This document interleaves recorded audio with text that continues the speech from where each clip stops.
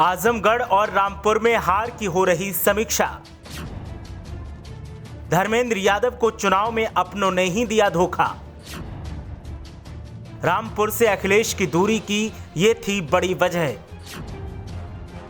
BJP ने पूरी planning के साथ लिया सपा से बदला। देखिए क्या है दोनों सीटों पर हार की इनसाइड स्टोरी। जो दावा कर रहे थे कि आजमगढ़ में वो सब संभाल लेंगे, उन्हीं ने हार की कहानी लिख दी।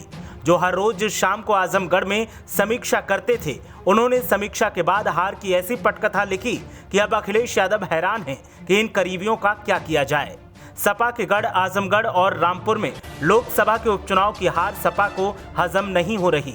अखिलेश यादव की नींद उसी दिन से उड़ी हुई है जिस दिन नतीजे घोषित हुए। लेकिन सवाल इस बात का है कि आखिर हार का कारण क्या रहा। सवाल अखिलेश यादव से भी है कि प्रचार से उन्होंने दूरी क्यों बनाई, और सवाल इस बात का भी है कि बीजेपी ने किस रणनीति के तहत गढ़ में सपा को परास्त कर दिया।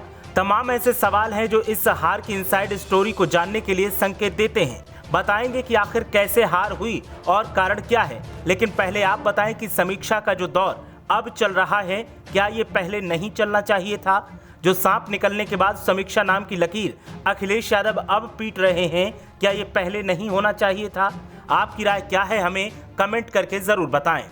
दरअसल रामपुर और आजमगढ़ में बीजेपी ने तो सधी हुई रणनीति के तहत 5 साल पुराना बदला ले लिया, लेकिन सपा के हाथ से ही उसके किले बीजेपी छीन लेगी, ऐसा सपा आला कमान ने भी नहीं सोचा था। चौंकाने वाली बात यह है कि बीजेपी ने बदला उस जगह पर चोट करके लिया है जिसे भुलाया नहीं जा सकता।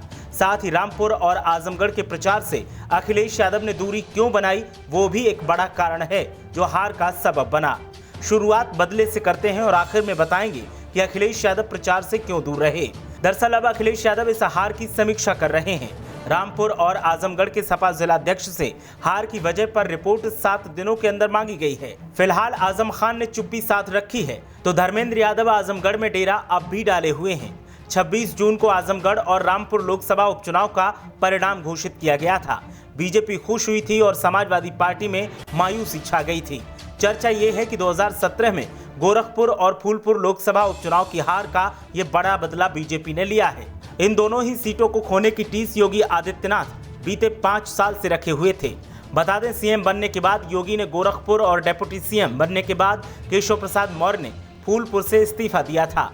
इन दोनों ही सीटों पर सपा की जीत हुई थी, जिससे सीएम योगी पर सवाल उठे थे। ऐसे में तभी से सपा से बदला लेने की तैयारी थी और कोशिश थी कि सपा को वहां हराया जाए जहां से सपा की जीत हमेशा होती रही है, और ये बदला अब आकर पूरा हुआ।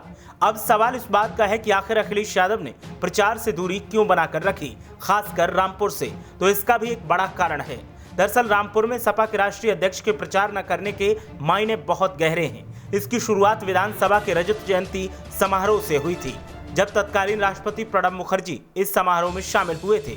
उस वक्त आजम खान ने भरे सदन में इस बात की घोषणा की थी कि टीपू को सुल्तान बना डाला। कार्यक्रम के अगले दिन अखिलेश यादव ने रिएक्शन देते हुए कहा था कि सदन में उन्हें घरेलू नाम से न पुकारा जाए।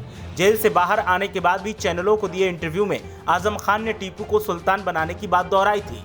दावा किया जा रहा है कि वो टीस आज भी अखिलेश यादव के मन में थी, और यही वजह है कि अखिलेश यादव ने रामपुर में प्रचार से दूरी बनाई और आजमगढ़ में प्रचार करने से अखिलेश को खुद उनके करीबियों ने ये कहकर रोका कि वो सब संभाल लेंगे। और जिन लोगों ने संभालने का दावा किया, उन्हीं लोगों ने हार की पटकथा को लिखा, जिसमें सपा के कई दिग्गजों के नाम सामने आ रहे हैं, जो प्रचार के दौरान रोज शाम को आजमगढ़ में गुड़ा भाग और समीक्षाएं करते थे और हार जीत का फैसला करते थे। हालांकि ये दावा मीडिया हलचल नहीं करता। ब्यूरो रिपोर्ट, मीडिया हलचल।